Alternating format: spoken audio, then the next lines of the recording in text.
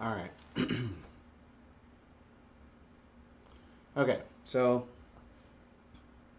not sure if the video feed started yet. Should have, um, but um, I had a good friend Adam come by over. Oops, let me fix this real quick. All right. So I had a good friend Adam come by earlier this week and try to help me with the audio syncing with the video. Um, and we figured out a couple things with autofocus and things like that. So hopefully this experience will be a little bit better than before. Before I get started, today is Veterans Day, so I'd like to thank all you veterans out there for your service, and I hope you had a very nice Veterans Day. There's lots of free offers out there. I hope you took advantage of a few of those. So today, like the title says, we're going to be, I'm going to be dealing with some unfinished business in the shop. Um, I have, let's see, I guess a problem that most of us woodturners have or will have is, at some point you're going to get to a place where you have projects laying around that you haven't finished. You have projects laying around that you haven't finished. I actually have quite a few of those, ashamedly so. And so today, what I'm going to do is I'm going to take a few minutes. Well, I'm going to take this time to finish up a couple of projects. The first of which is I'm going to finish off this piece right here from the previous series of YouTube lives. And I've gone ahead and I've taken a little bit of time and worked on the finish a little bit. So let's see if I can get it up here where you can kind of see it. So I went ahead and I worked out the finish. I was a little concerned about the open pore structure of the oak, really interfering with the finish on the outside, the glossiness and the smoothness and all that. But I went ahead and I worked it a little bit more. I did a little sanding and I did a little bit more. I did a little bit of sanding and some more buffing, and I'm pretty happy with it now. So I won't be going back and filling those pores at all. So I'm very pleased with this. I don't know exactly how well it's going to transfer, but anyway, pretty happy with that. But now what I need to do is I need to deal with this little bit of wood here on the bottom. So I've already gone ahead and shaped the foot. There's a little cove there, and I've already started to hollow this out. So basically what I'm going to do is probably put it back on the lathe a little bit, and then I'm going to attempt to clean up this surface here just a little bit and part this down just a little bit smaller, and then I'm going to cut it off with a saw and use a power sander to smooth it out. And then that's going to finish up this piece. Now the other thing I'm working on, sometimes if you start a project in the shop, even if it's dry wood, even if you've had it for a while and it's been pretty well seasoned, you may find that things will move a little bit. Like this piece here, made out of cherry, it's just a lidded bowl, lidded pot, whatever you want to call it, and it fits. The lid fits pretty good in one direction, but not so much. Like it'll fit pretty well in some directions and just fall out. But I'm not sure if it was the bowl that moved a little or the lid that moved a little, but one of these moved just enough that, like, if I press it down here, I won't be able to get it out easily. So what I'm going to do is I'm going to make a jig I'm going to make basically like a little jam chuck or something, and I'm going to mount it based on this little hole right here, which is going to give me center. And then I'm going to use the vacuum chuck to mount it back on the lathe, and most likely I will just sand the edges, as I don't need to remove a lot of material. I just need to remove enough so that this will fit nicely in here. And I don't really care about it being a super crazy tight fit. I just want it to be able to put it on and drop it down without too much trouble. Another thing I may do, the top of this has a pretty good dome shape to it, and what I'm kind of contemplating is flattening off the shoulders a little bit to make mating a pull a little bit easier to this surface instead of having it dome shaped like that. So anyway, those are the two things. Those are the two primary things I want to try to get done today. So let me put some stuff away and let's get cracking on that. Okay, so let's get down to business scene here. So apparently I didn't take the time to adjust these cameras, so just give me 1 second. Let me do that. Wrong direction. Okay. Alright. I guess I thought I was ready, but not quite. Okay. So, first thing I'm going to do is put this, I'm going to put this segmented piece back on the lathe. I don't need this wood worm screw, so I'm going to take that out. Let's see what we got.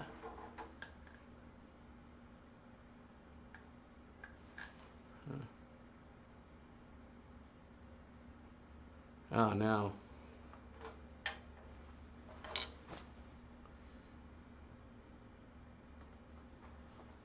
Let me see. Let's see.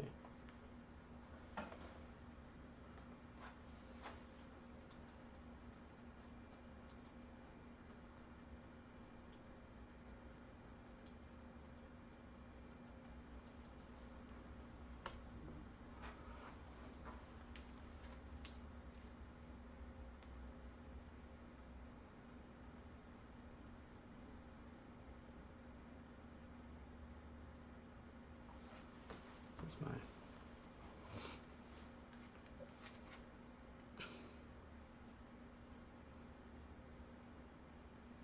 So,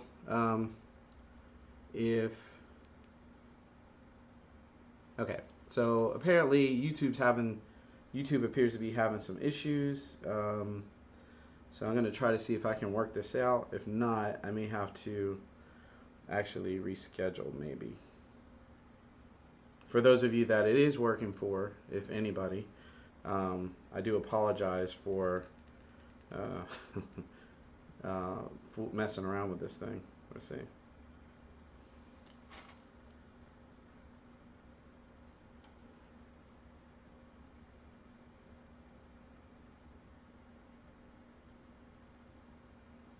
Okay.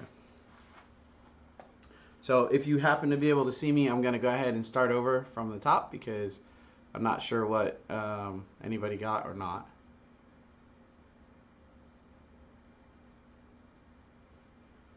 So,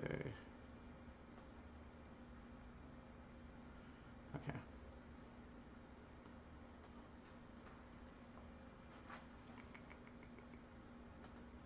All right. So I had it looks like YouTube's having some technical difficulties today. And so what I decided to do is I'm going to go ahead and start over. And I'm going to record this. I'm going to go ahead and record this on my computer as well. So that way, if YouTube is acting up and I can't get it, to do what I needed to do, then I can just post a video later. So anyway, I'm going to start from the top. So today, as my title says, I'm working on unfinished business. I'm working on unfinished business, and that is projects that I have yet to complete. So most of us woodturners are going to have that problem. If you don't have it yet, you'll be having it soon, probably. So I have a pile of things over here on a shelf that are not completed, and I thought that it would be a good idea to go through the process of finishing those, because sometimes you have to get creative with the way you put it back on the lathe, because sometimes things will continue to dry and move and things like that, and it can present a real challenge when trying to get it back on the lathe and get it all finished up. So the first one I'm going to start with is I'm going to finish off this piece, which is the one that I've been working on for quite a bit. This is the one I've been working on for the last couple of weeks. All right. So since last time, I went ahead and worked on these, worked on the finish. I took a little bit more time and I sanded it down a little bit, and I did a little bit more buffing on it. And originally I was a little concerned about the open pores in the oak, but it seems to have worked itself out, and I'm very happy with where I'm at with the finish now. So I won't be filling the pores or any of that jazz. So what I am going to be doing today is I'm going to be getting rid of this little bit on the backside. Okay. So I'll be showing you how I do that. So probably what I'll do is put it back between centers and clean up this foot a little bit, maybe add a little detail, maybe, and then part this down just a little bit smaller to make it easier to cut off, and then I'll use a power sander to sand it and get it smooth. And then that will finish what I'm going to be doing with this today. The other project that I'm going to be working on is this cherry lidded bowl right here. And the thing with this is I made it out of dry wood, but even though I was pretty sure that the wood was fairly dry, apparently it dried a little more, and now the lid fits better in one orientation than another. So I don't really want to cut it.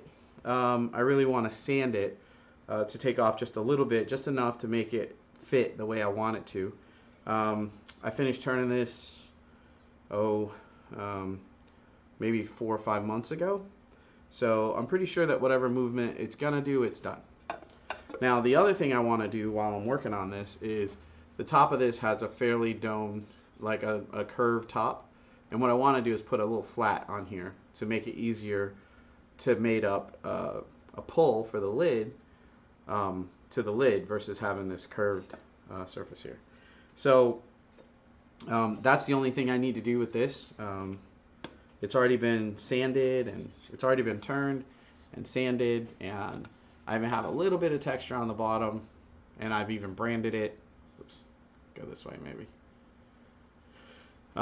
It didn't brand in the middle, still learning how to use that branding iron.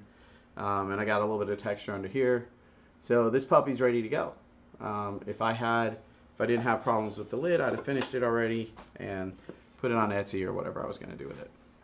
Checking the chat here, see what's going on. See. Okay. So I'm going to go ahead and switch views so that we can get down to business. So let me go ahead and do that now. Seems to be working. I'm looking at my phone now. It seems like it might be working, but I don't know. Anyhow, on with this thing. So I'm going to go ahead and switch views real quick.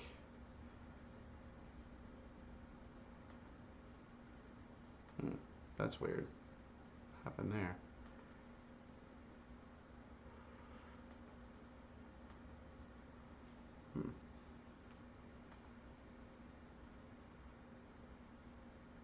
Okay. All right. So there we go.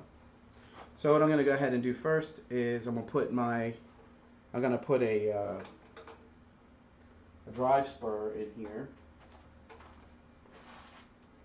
Let's see.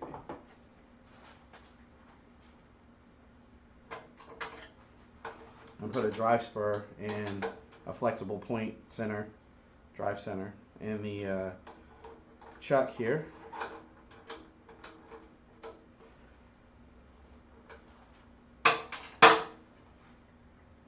And let's see. And just like last week, I'm going to use this Easywood live center with the cone attachment for the tailstock side.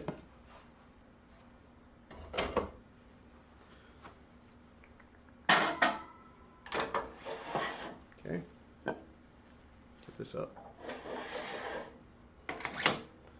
All right, and then we're going to mount these. We're going to mount this in between the two of these. So, using the existing center point there. And then this cone is going to allow me to center up the neck of the piece. All right. And last week I used a bigger center down here. And let's see if I can get the camera right. to show it. Okay. So you can see that this is smaller now, so it's going to give me a little bit better. It's going to give me a little bit better access. It's not a lot of room in there, but it's going to give me a little bit better access, so that I can start to cut that off and detail the bottom here. To do that, I'm going to be using a spindle gouge.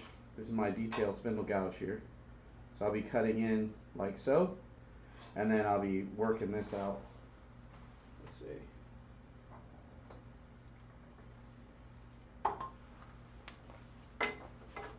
This is a regular spindle gouge here. See if that'll help any. Nah, I think the other one's better. Alright, so I'm going to turn this on. I'm going to start pretty slow and work my way up, because, you know, I don't want to introduce any problems here.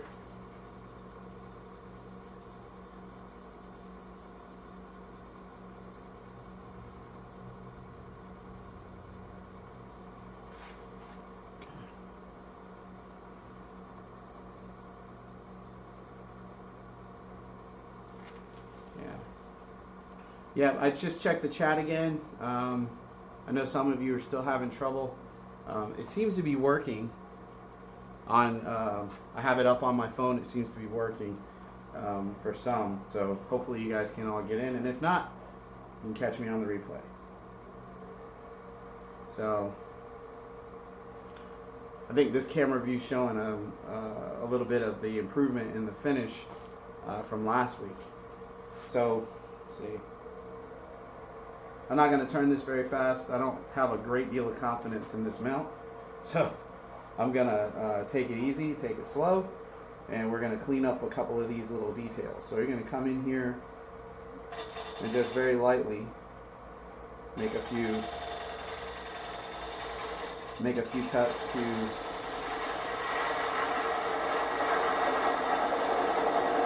make sure that we have the bottom dished out sufficiently. And then I'm going to shrink that. I'm going to shrink that little bit of waste material down just a little bit more. Let me see if I can get a little bit better view on this camera right here. Let's see.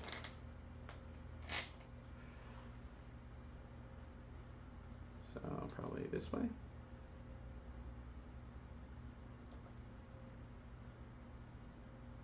Okay. Good stuff. Right there. So this right here is what I'm working on.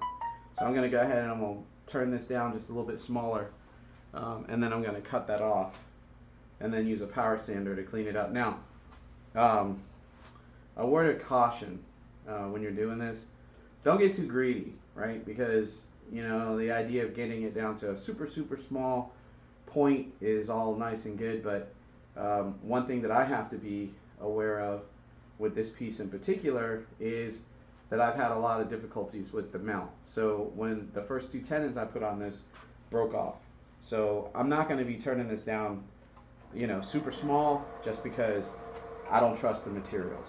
So, you know, that's something to keep in mind.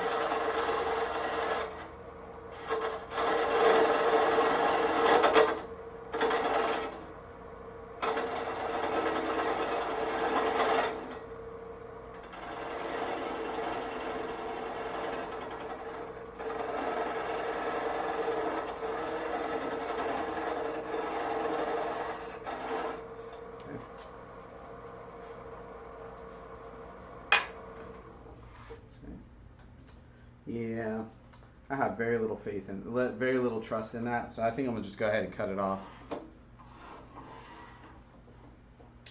So, when I having a pull saw or something to cut these little pieces off sometimes at the lathe is really handy. And I may have shown this before, but just in case I haven't, this is part of my travel kit. This looks like a box cutter. It's like a box knife, but it's actually a pull saw. You just extend it, loosen this, extend it out, and tighten that down to get your blade out. And then you have a nice sharp pull saw. And I'm going to use that to cut this thing off. Let's see. Not because it's cowardly, but because, you know, this is a great place to ruin a lot of work. So I'm going to go ahead and cut this thing off.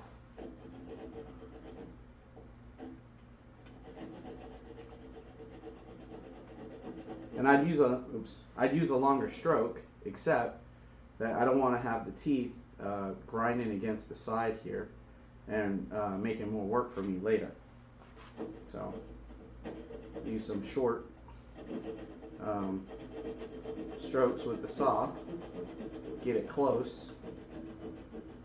Okay, I think I got it. I think I'm done. Yeah, we're good. Okay.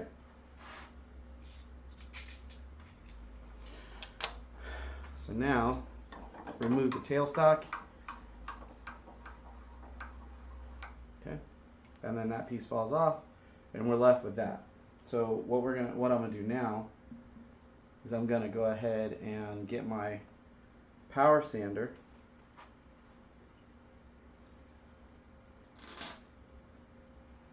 And go ahead and get my power sander. It's at the other lathe over there, and I'm gonna bring that back over here, and then we're gonna use some 120 and get rid of that nub right there.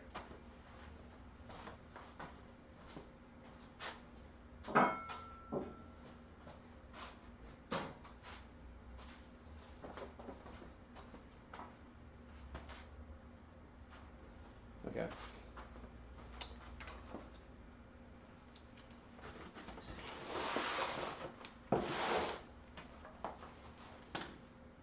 All right. I'm gonna have to find an outlet. Give me a sec. Here we go. Okay. All right. So we got our power sander, and let's see if we can find a smaller head for this. Perfect.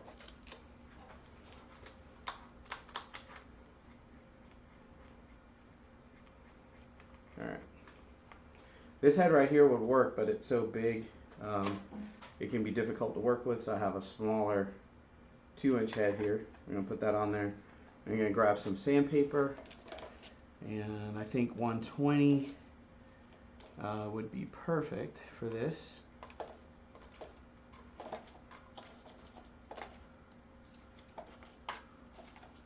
Here we go.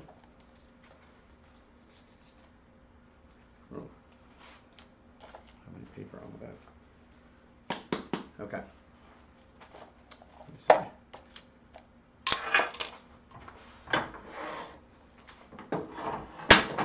Alright. So now I got my power sander. So see how we're going to do this on camera. Let me get rid of this because I don't need any sharp points marking up the side of my, accidentally marking up the finish on my vessel here.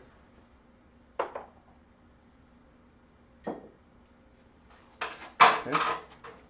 So then I'm going to take this and take my power sander.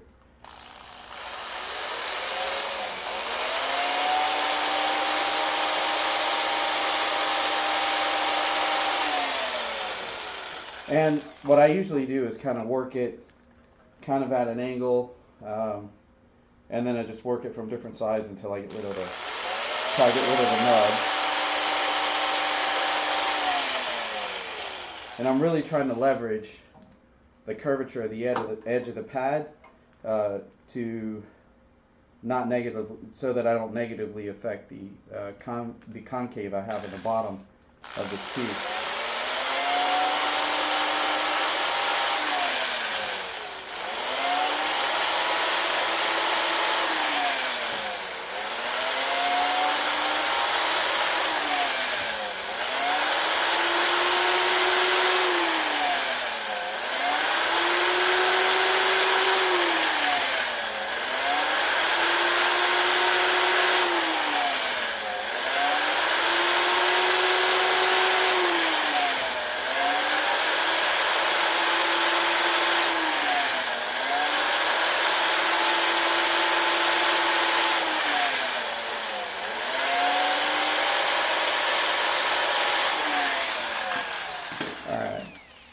So that pretty much takes care of the bottom. I got a little bit of a rise there.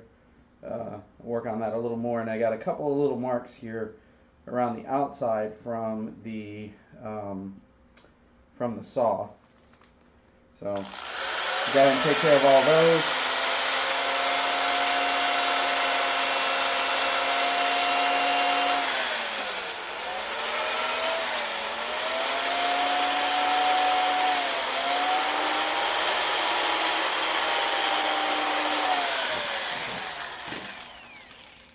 Alright, so I got the bottom where I want it, and I think I'm just going to use some sandpaper or the sanding block to get rid of those ridges on the rim. Let's see what we got. Alright, got a little bit of 220 here. And I'm using this sanding block to keep this bottom surface as flat as possible. Alright, let's see, going with the grain.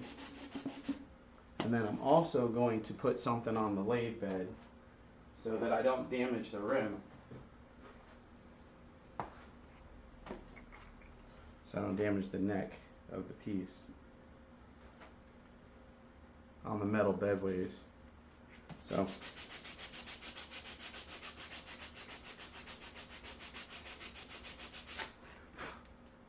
almost.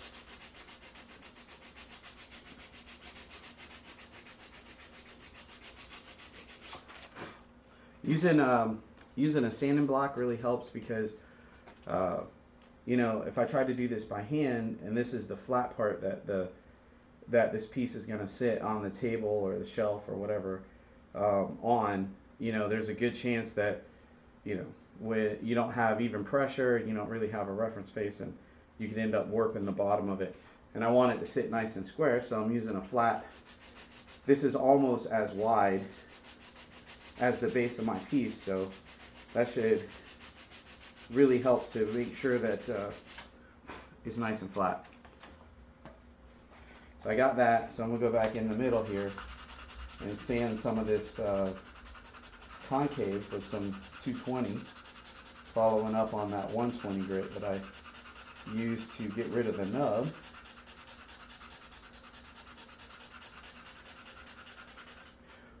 Alright. Okay. Now, at this point, I'm almost ready for finish, but I'm going to probably take this in and either use the laser engraver or a wood burner to go ahead and sign the bottom. So that's pretty much it. I mean, that was pretty easy, and now it sits very nicely on the bedways, which means it'll probably sit nicely on a shelf wherever it's going to end up. So let me check the comments here real quick before we move on to the next thing. Oops. See what we got.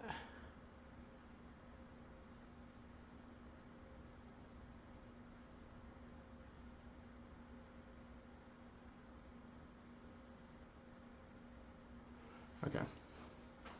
All right, looks like people are still having trouble with YouTube, but anyway, I went ahead and that's done. So let's switch gears and work on the other piece. So the main thing I'm going to be doing with this other piece, I'm going to be doing very little with the base. It's almost entirely going to be working on this top piece. So what I need to do, what I really need to do is clean my shop up some. Alright. So I got a piece of, little piece of maple here. I keep these little pieces when I part something off with a spindle turning, and I hang on to these for situations like this. So basically what I'm going to do is I'm going to mount this in the chuck. And then I'm going to turn a tenon that will fit inside this hole, which is pretty much centered. And then once I have that, I can friction fit that on, and I can take this chuck off and reverse mount it, and I can use my vacuum chuck to hold this from the other side so that I can sand this edge here. And hopefully I should be able to, the vacuum chuck holds it pretty well, so I should be able to flatten this area around the hole for mounting the pull. And if time allows, then I'll go ahead and turn some kind of pull or something to put on here. So first, I need to know how big it is. So let me get my calipers. Let's get some calipers going in here.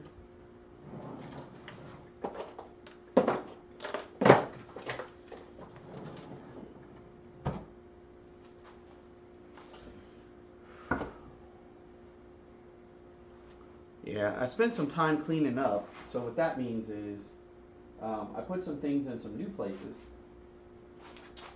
And so these days I'm looking for stuff. Ah, here we go. Right on top of the headstock. Who would have thought that would have been there?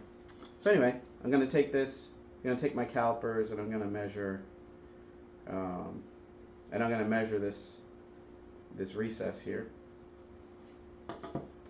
And that's going to be my guide for how big I need this to be. It's going to be just a little bit bigger than what I already have there. Yeah, it's going to be just a little bit bigger than what I got here already. So that's going to help me out a little bit, because that is going to give me a guide. So I know that if I turn it down that small, it's not going to work. So let me move a couple of things out of the way, and we'll get cracking.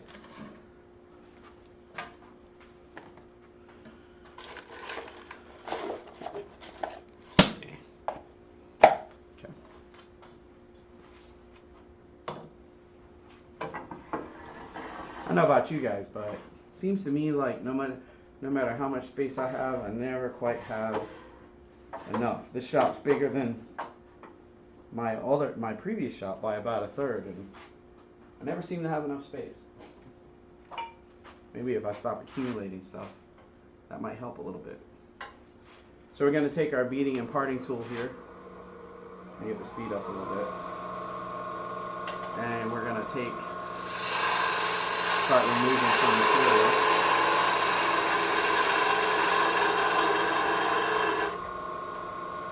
I don't really need this to be very deep. I don't really need this to be too long, because the recess in my lid is not very deep.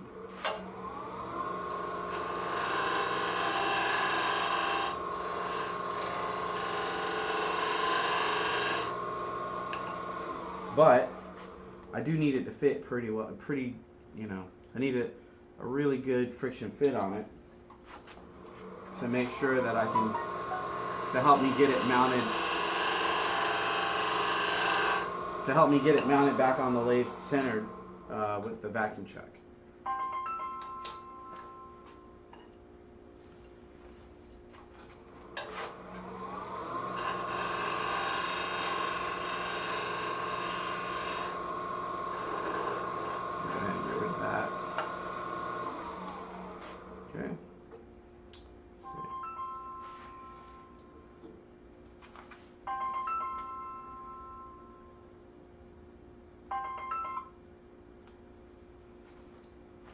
Sorry about that. The wife's calling. She's out of the house, so let me see. Gotta make sure she's okay.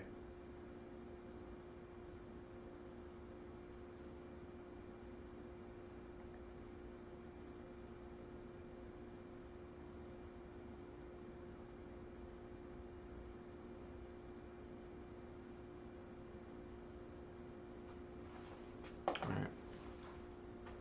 Okay. So we're getting pretty close. I'll make this next adjustment, and then I'm going to use my workpiece, because sometimes the measurement with the calipers is off a little bit, and like I said, I really want a good fit, and that is pretty good, but it's just a little long, so come back and shorten that up.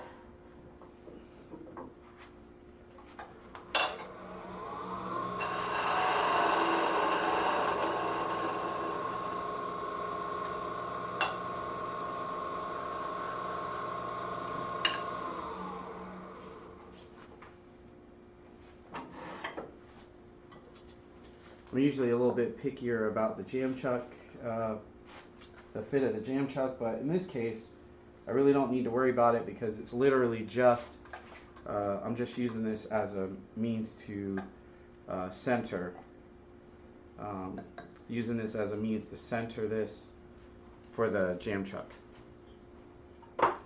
or the vacuum chuck, sorry.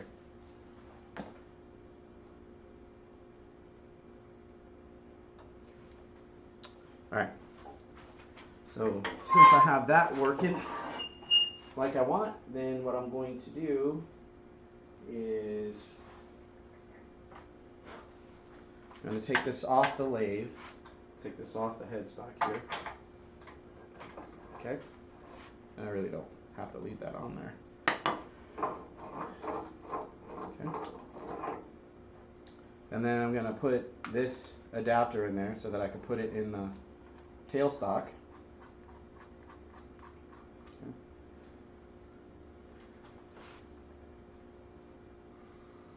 Oh, whoops.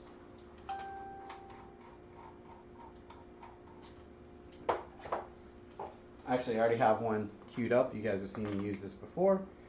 The reason why I want to use it with this Nova Live Center system piece is because I'll still be able to spin it, which can help when seating things with the vacuum chuck. So let's get this in the tailstock, and then we'll get the vacuum chuck out and we'll talk about that a little bit.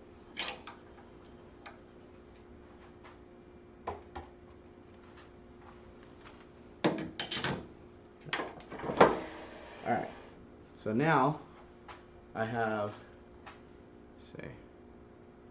so now I have my jam chuck here. Sorry about moving the camera, I just want to make sure you guys are getting a view of what's happening here. So now I have my tenon for the jam chuck, and I can go ahead and slip that back on there. Okay, pull this back.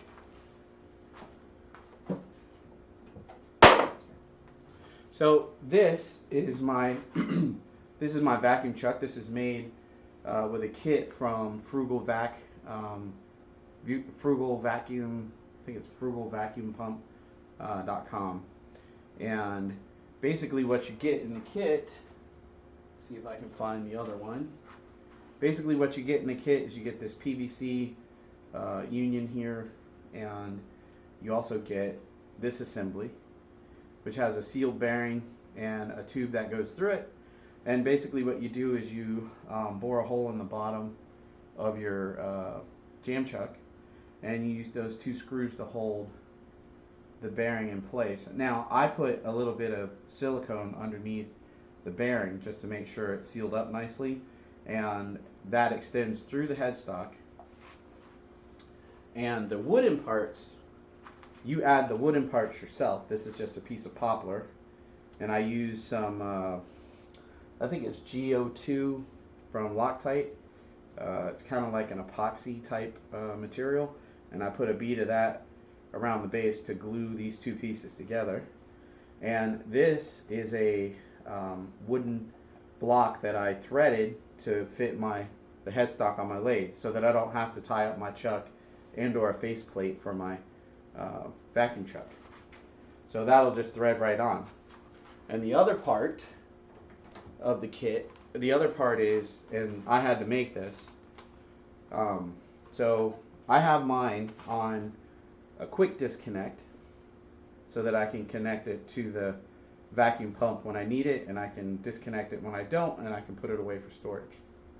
And this is my control system. So one of these lines comes in from the vacuum pump, the other one goes out to the vacuum chuck, and this right here allows me to control the amount of suction or amount of vacuum, and the gauge tells me how much vacuum I'm using. Now I do have plans to make, not plans available, but I do intend to make a mount, a backer piece for this that has magnets in it, so I could just stick it on the lathe somewhere. I haven't really got that far yet. But anyway, and my vacuum pump is on the floor, and it's just a an inexpensive unit that I got from Walmart for, I think it was like $50. So the kit is this for the bearing comes with two of these assemblies and a large PVC union and a small one and a little bit of this hose. I purchased more from the big box store, but it comes with that, and then you add the rest of the parts, and it's a pretty inexpensive setup, and it works really well, which you'll see here in just a minute. So let me get this hooked up, and then we'll keep moving.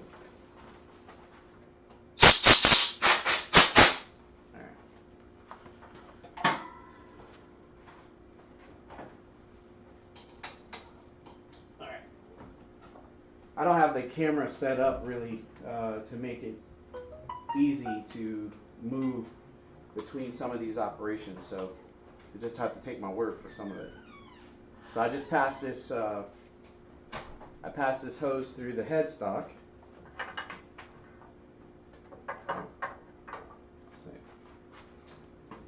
This is actually the first time I've used it since I added the valves and all that.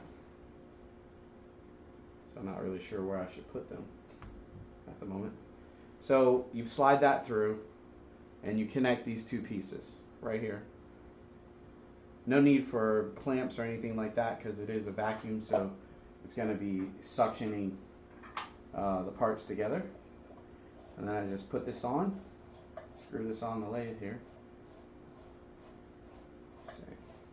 Oh, and by the way, I didn't talk about it, but this foam on the end is just closed cell rubber foam, and I purchased it from a local, I call it a nerd emporium. It's electronics and all kinds of different things. It's called Skycraft, and we have one here local, and I went there and I bought a sheet of this, and I basically mounted this on the lathe, and I cut a little groove in the back so that it would sit over the PVC.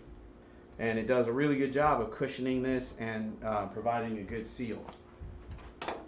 So now you can kind of see.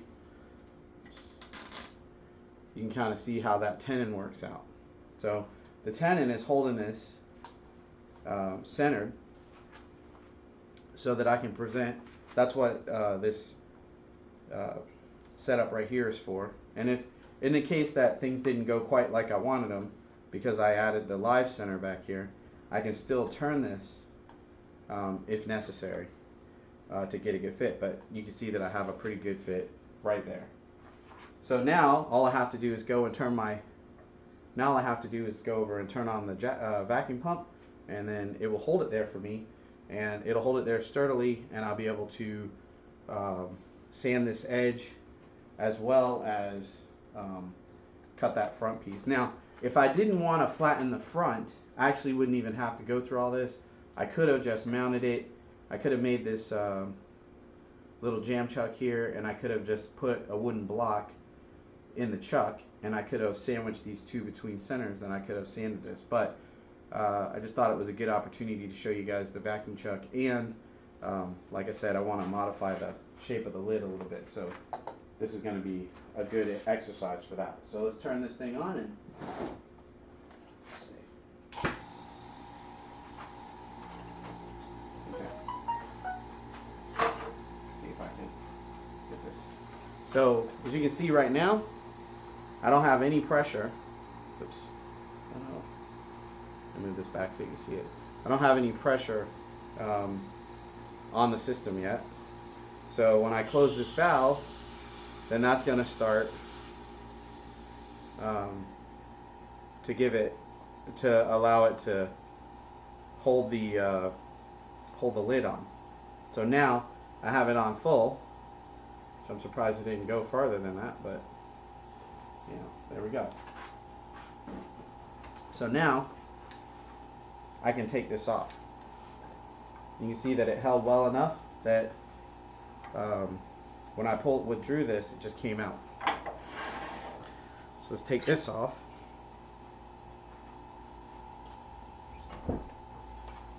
And now it's held on there with the vacuum. See? held on there pretty well actually.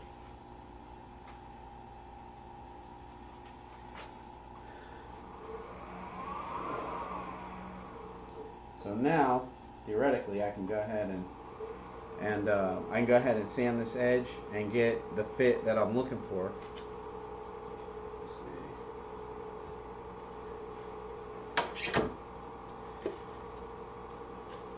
Let's see what we got going on over here.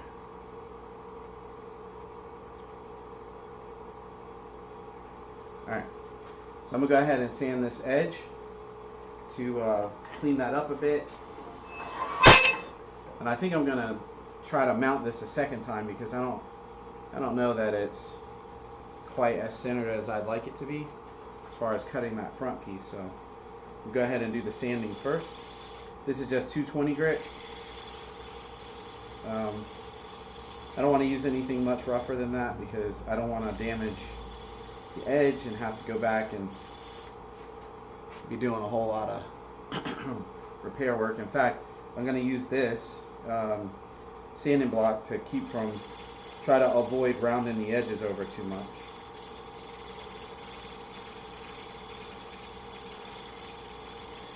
So I shouldn't need to remove a whole lot of this because it fit pretty good before. Alright. And I'm pretty sure that I can check it upside down as well. So, alright. Yep. And that, just that little bit, gave me the fit that I was looking for. Okay, so now I'm happy with that. So I'm going to go back and address this because I don't know. Oops, I'm unscrewing it off the headstock there. So I don't know if that's quite centered enough for me. So I'm going to try to see if I can get it centered just a little bit better. This is really the first time I'm trying to use this vacuum chuck, so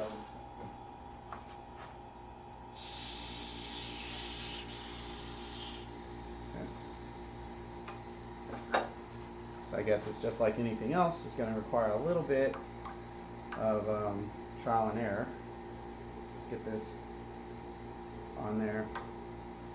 Alright, and I got it pretty well centered, so I don't really want to put any pressure on it. Okay.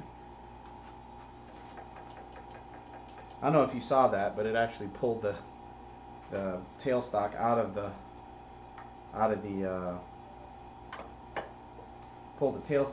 quill, or the live center out of the tailstock, I should say. Alright, so let's see. No, that's not quite where I want it either. Definitely not. Let's try it again. Now there are a couple of different ways, actually, a couple different methods I could use to get that flat. I could also use coal jaws. Let's see. So I kind of see what's going on. Alright, let's see what we got. Alright, that's looking a little better, I think. Yeah. So let's go ahead and put a little suction. See what that looks like. Alright, that looks much, much better. So let's go ahead and pull that off. Nope. Just not happy with that. So. Nope, not happy with that. So, alright. So, I guess what I'm going to have to do is shut this down. Okay. That wasn't planned. Alright. So I think I'm just going to use a set of coal jaws and well, actually, I don't know if I can. Yeah, I can do that. So I'm just going to use a set of coal jaws because I just want to clean up the inside face. I just want to make it a little flat around that knob, that hole for the knob. So let's go ahead and do that. So really the point of this live was really just kind of going through the process that I go through to get, let's see here.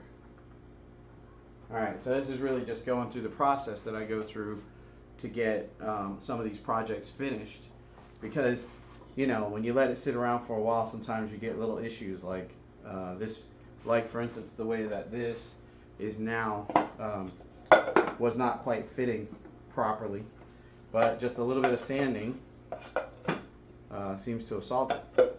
I got a nice fit that I'm happy with, and it fits in all directions, so that's good. So now I just want to really flatten this top bit off just a little bit so that I can make some sort of pull for it, and then I can finally get it outside and get some finish on it and list it on Etsy or whatever I'm going to do with it. So let me go grab some coal jaws and a chuck, and I'll be right back with you.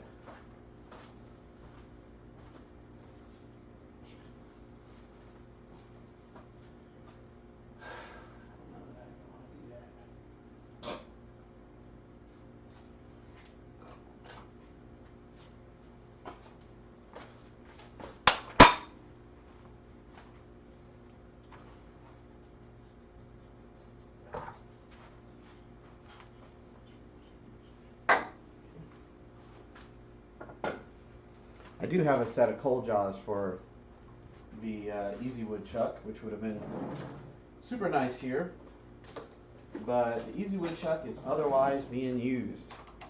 So I'll just switch these out real quick and we'll get back to it. See what time is it? Oh, it's actually doing all right. So I wonder how many of you guys have wonder how many of you out there in YouTube land have unfinished projects in your shop. And I'm hoping that you'll be able to take some of what I'm doing, might help you out at some point in the future when you're having to finish some of your own projects. So I have several projects that are kind of like in progress in the shop. I could probably look around and find 7 or 8 of them easy. So, shouldn't take very long. Test number 2. I don't even know if these are numbered. Nope. I haven't used coal jaws in so long.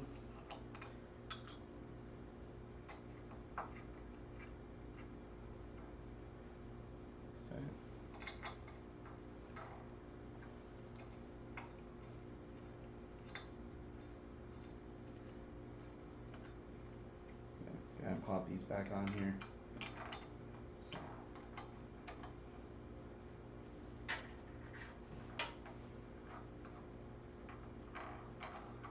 Sorry guys, I should have had this set up, but I was pretty hopeful that my vacuum chuck would have did what I wanted it to, but you know, imagine that, I didn't practice ahead of time and it didn't do exactly what I wanted while I was doing the video. Surprise, surprise. But it's okay. I get this done, we'll get this done, and then we'll get on to the next thing. So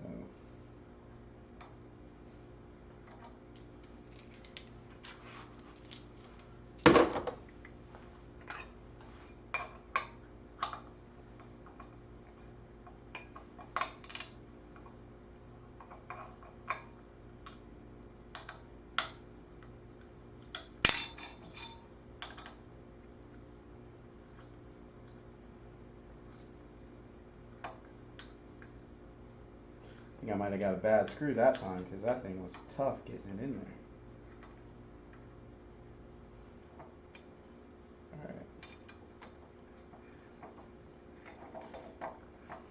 For those of you that haven't used coal jaws before, I do actually have a few tips for using these.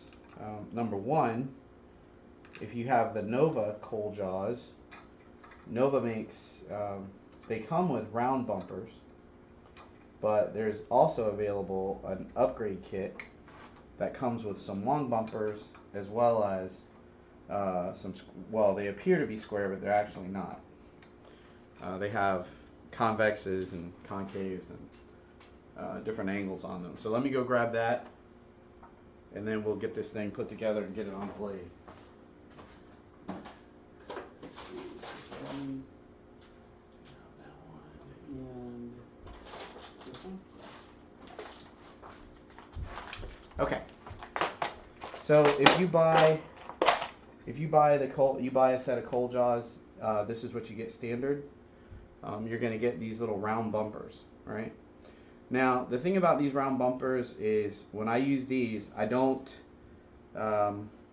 tighten them with. You see they have a slotted head. I don't use a screwdriver. I just put them in. I force the screw through, and I just use hand pressure to put those on. There's one really good reason for it, but it's also a convenience thing. The convenience part of it is that you don't need a tool to adjust these. All right, that's the convenience part. But the more important part is that this is solid rubber, and the tighter you push this down, it starts to bulge on the side, and that can cause problems with holding your work. So you definitely don't want to do that. Now the upgraded set looks like this. Let's see if I can get this open. Okay. All right. So the upgraded set looked like this.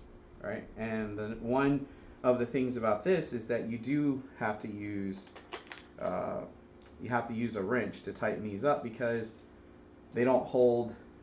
The screw can rotate freely inside the cutout.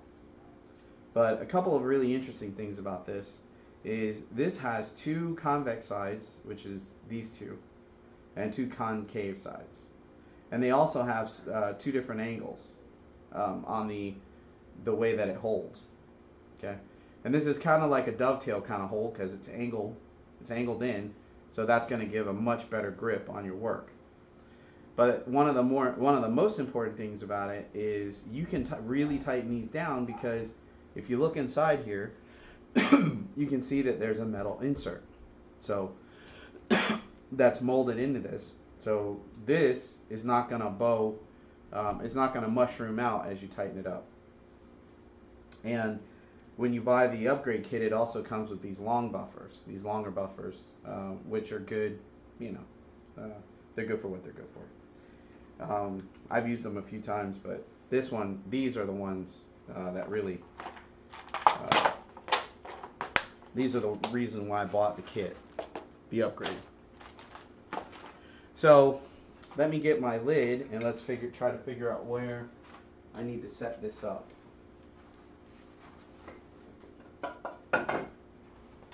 So what I do is close this down pretty close to all the way, but not quite. All right.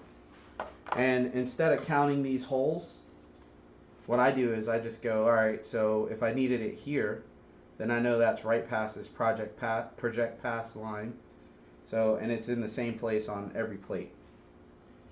So let's see. So let's go ahead and see where this goes. All right, looks like that's about right. So, let's see. All right, so that's where we're going to put it.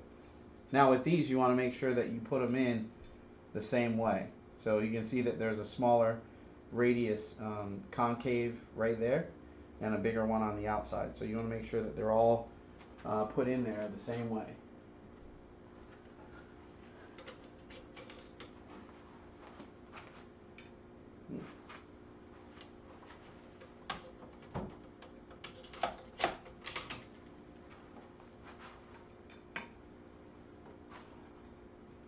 So I'm going to go ahead and put all 8 of these in.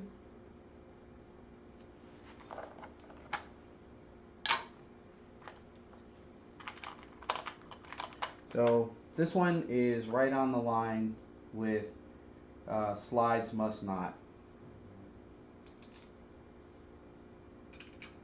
That way you don't have to count, because there's a lot of little holes to be concerning yourself with.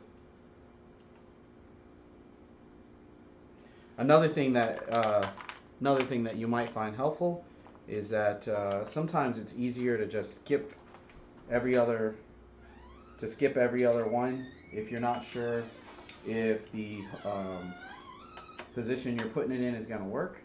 Actually, you know what? I'm going to go in one more. Let's see. Open this up. Yeah, I think I'm going to put those in one more to the inside here.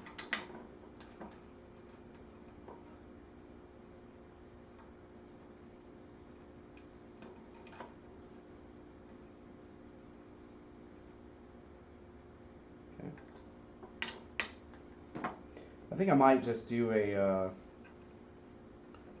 review on some of the different methods for reverse mounting your work to the lathe in a future video.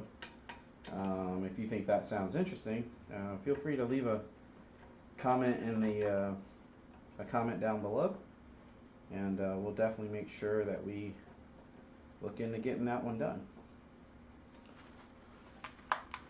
So anyway, so now I'm putting these in the hole right past project past.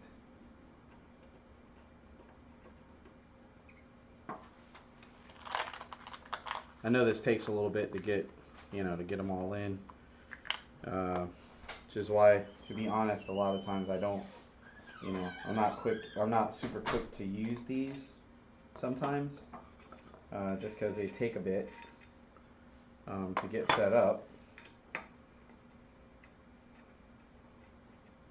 Looks like maybe I should have left it in the other position. Say, maybe.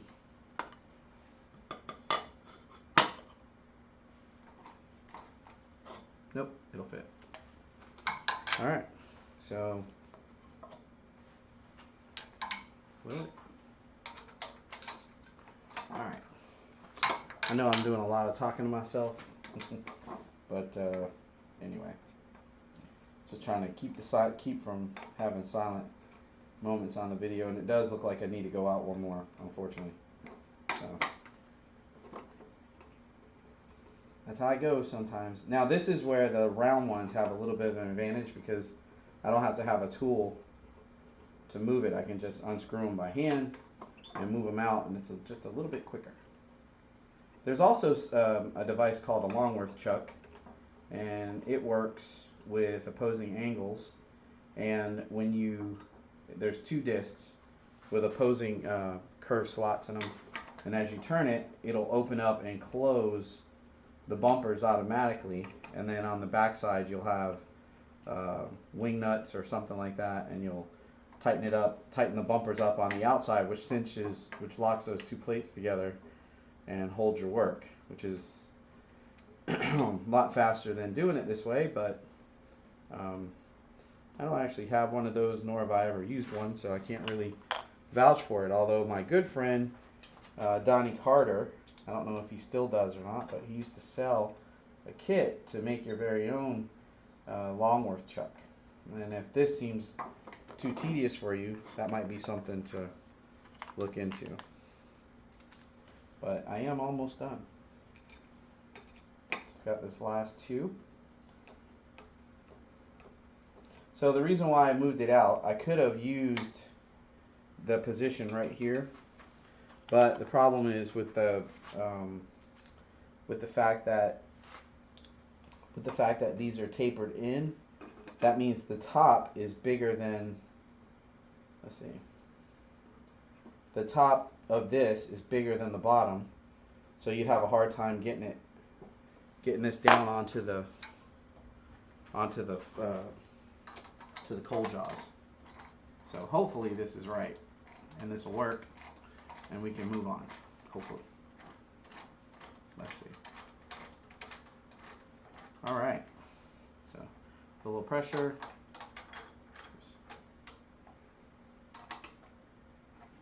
All right, so that's on there, good and tight.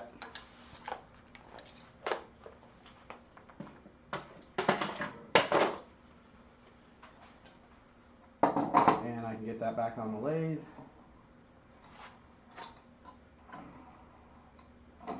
Okay. Now I got that nice and centered pretty well. So, yep. So now, if I wanted to do any decorating on the top of this, I definitely want to put that little bit of a flat in there. But if I wanted to do any decorating, this is a good way to go about doing that. Now, if you read the plates, they say, actually I have it covered up, but you shouldn't run this much more than 700 RPM.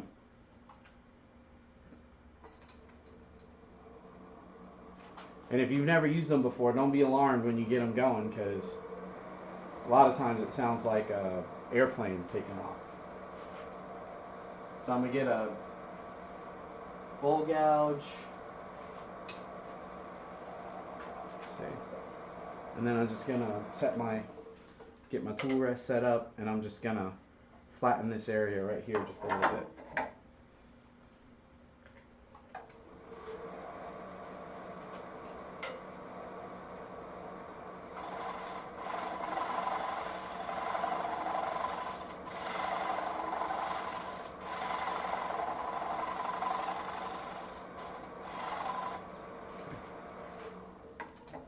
I don't want to flatten it too far out because the further out I do that, the bigger the piece I'm going to need for the pull.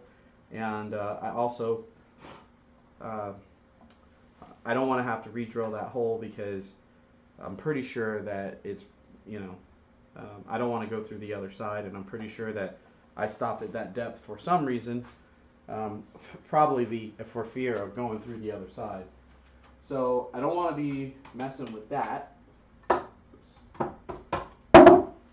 And this right here was all I really needed to do. So now I can make my, now I can make a little pull to go with that. So let me do that, and then I'll show you what this thing's gonna end up looking like, and that will complete another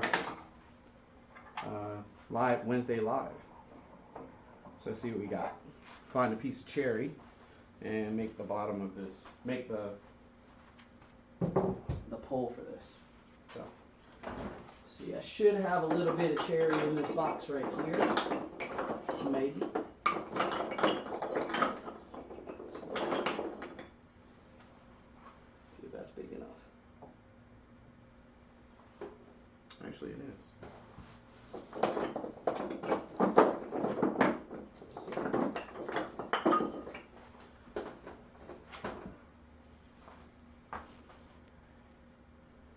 Yep. I'm going to use a little bit of this. This looks to be about the right size. So I'm going to take it over to the bandsaw, take this over to the bandsaw and cut me a little strip off, and then I'm going to mount this in the lathe, and then we're going to turn a little pull for this piece. So I'll be right back.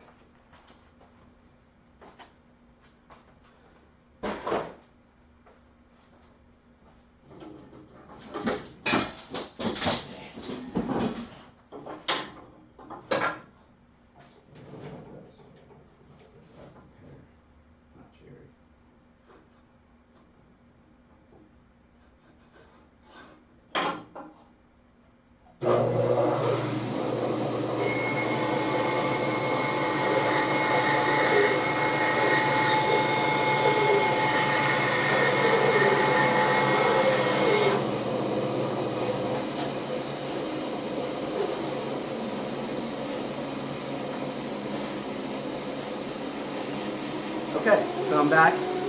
Got a little fill in the blank here. Actually,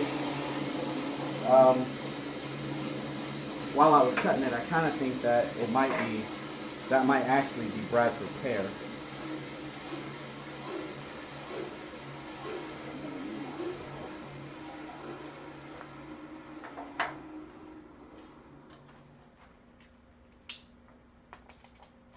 Perfect.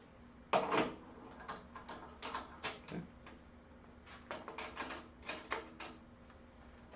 And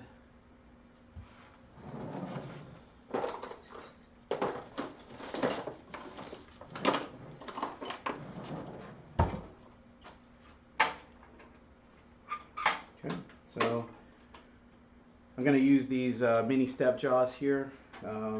I just need something with a long, relatively long jaw, so that I can hold this firmly, because I'll be working without tailstock support. Okay. So you can see right here that these jaws are pretty long. You have a pretty good amount of support there. So let's go ahead and take care of this real quick.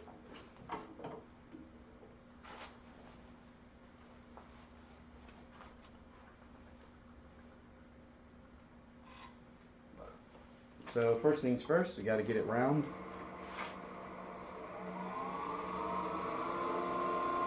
Use my bowl gouge.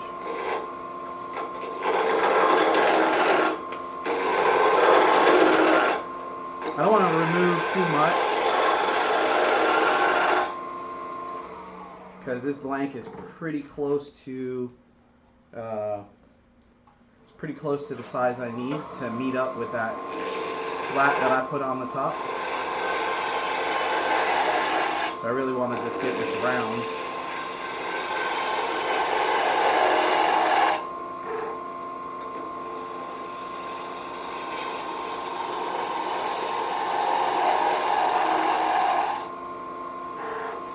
I think that ought to about do it.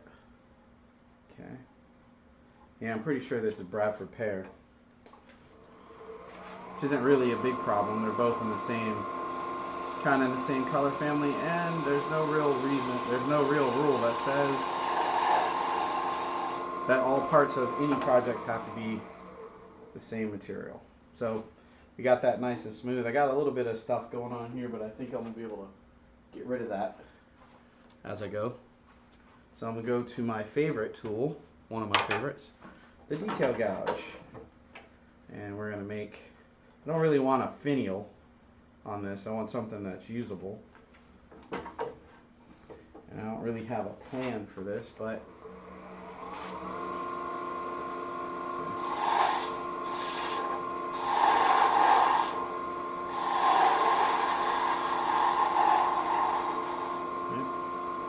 and I want the base to be bigger than the knob, so I'm going to take away a little bit of this.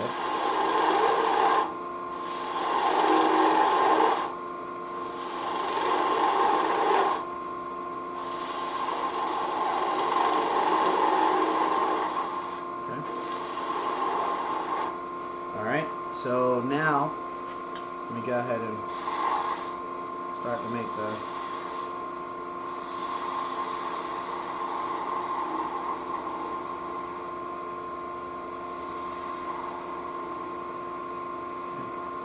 I think actually, instead of that shape, I think I want to have a little bit of a concave in the top. So let me get myself situated here to do something a little different than what I'm already doing.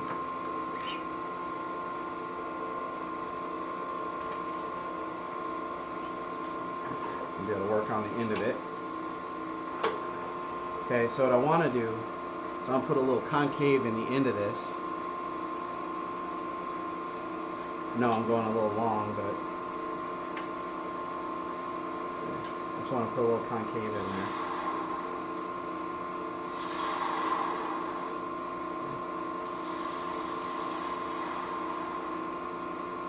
Alright, perfect. And then I like that. Come back around to the side. Start to shape this.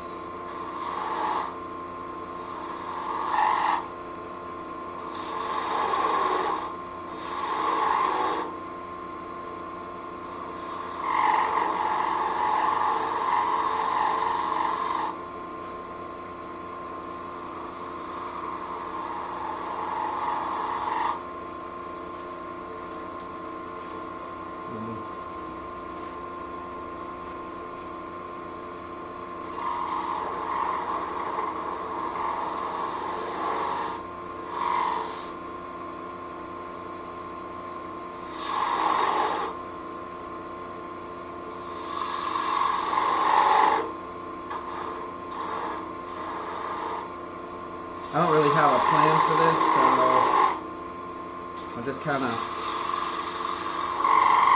playing with some elements from a finial, which is something that I would normally do.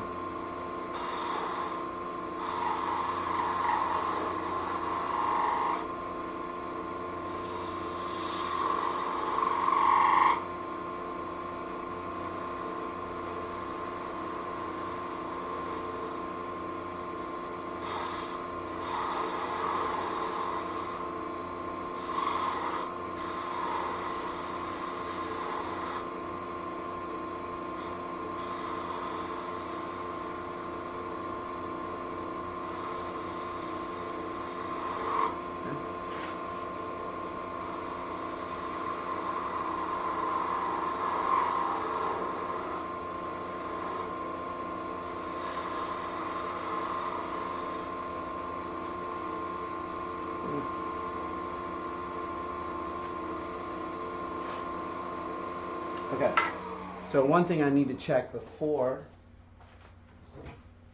I commit to this is I need to check and see how big. Let's see if I can find my calipers. Need to make sure that this is going to cover at least most of the flat that I cut on this. It's about there.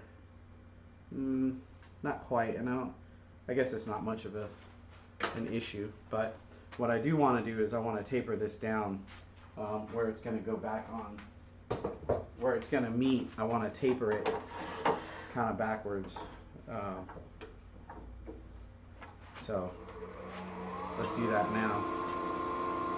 You get this just a little bit nicer.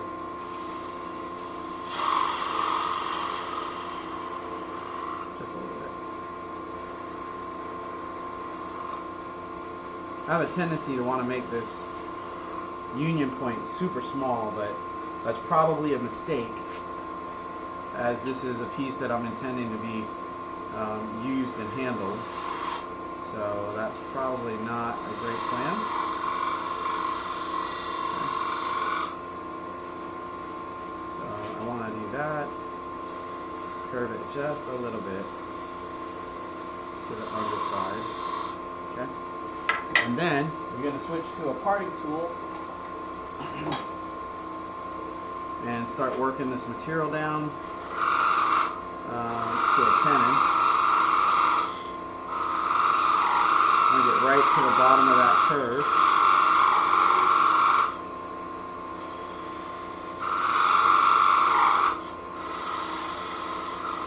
Okay.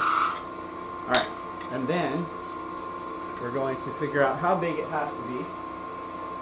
Hang in there with me, guys. I know it's going over, but it's going to be done just shortly. Okay. So this is the size I need for my tenon. Obviously that's quite a bit bigger. So I'm going to come out here past the part that I need.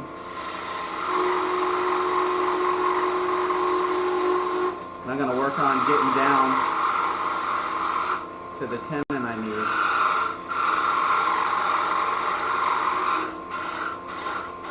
Down here. So I have at least 2 attempts at it. So I figure if I come down here, I don't need a very long tenon, so if I come down here, I can get a chance to cut it and test it and see where I'm at.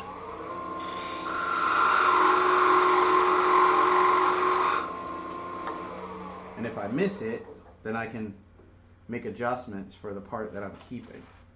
So I'm going to keep checking this as I go. Switch back to the other camera. I keep checking this as I go. And then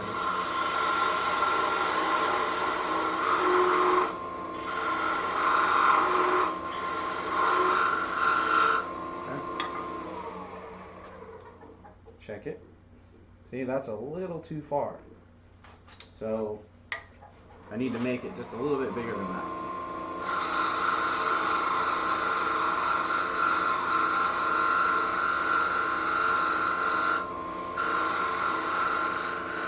Okay. Let's check that out. See where that's at. Bought a battery cover on my cheap Harbor Freight calipers, fell off. So let's see. Now that is better. Yeah, I think that'll work. So let's go ahead and match this up. I'm going to try to undercut this a little bit to make sure that these two pieces will fit together nicely.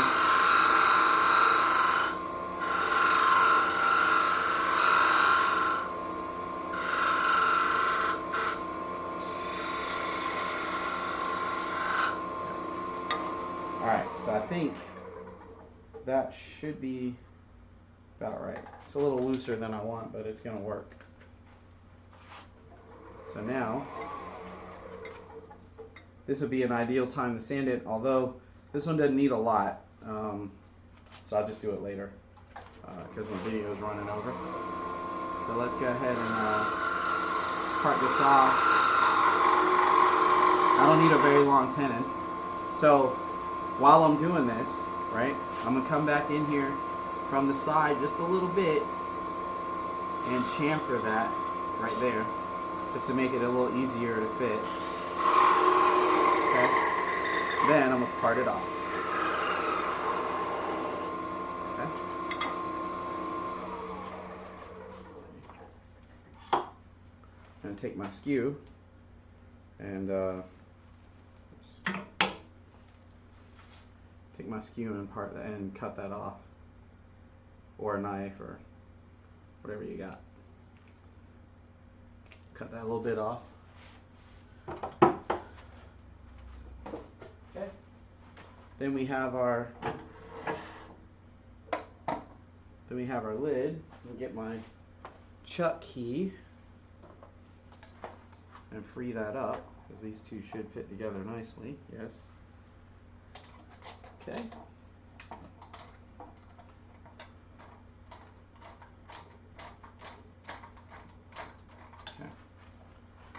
Alright, so I'm going to need a little bit of sanding around where those two pieces meet, but you can see that there's a nice little bit of detail there maybe. Let's see if I can get that to show. There's a little bit of a taper, or a little, I curved that undercut right there just a little bit, and I think this shape is going to work just fine. And then let's see, let's put the whole thing together, and there we go. And this fits good enough. I'm going to use some thick CA when I go to glue these two pieces together, and that will hold it together quite nicely. So, alright, so I have officially gone over, but I did get a slow start because YouTube was not really playing along. So I was able to finish both of these projects.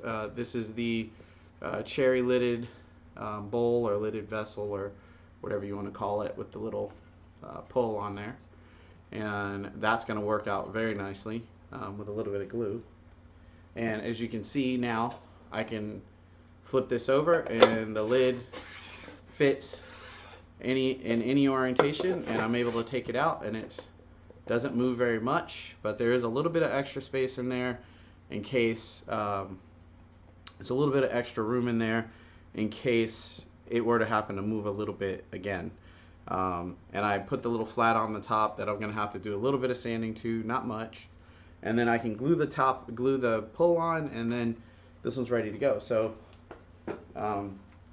thanks folks for encouraging me to get that done. And then also I finished the bottom of this piece, and I'm going to go ahead and mark this up for sign it and put the date on it and everything, and then I'll put some finish on that, and then that's going to complete this piece. So let me look at the chat because I haven't looked at it in a while, see if I missed anything. Let's see. So today, with all the little technical difficulties, I haven't really been keeping up with the chat, so I will go through it later and reply to some of those earlier ones. But let's see what we got here at the tail end. Thanks, Melinda. I think I was pretty happy with the way it turned out too.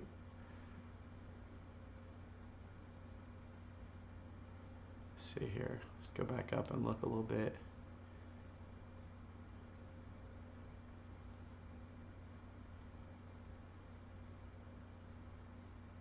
Oh, and by the way, user boom7258, that's Aaron, and he helped me with the syncing of the audio and the video, and I'm hoping that it was better. I think it's looking at his comments, I think it was better. Let's see.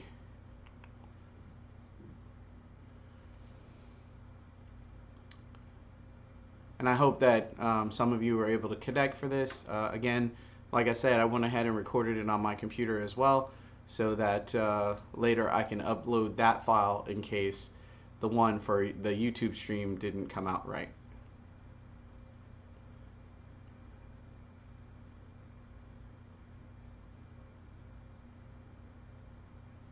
Okay, so Paul Cumber asks if do I have a CNC mill? I'm not sure what you mean by a mill. I do have a CNC.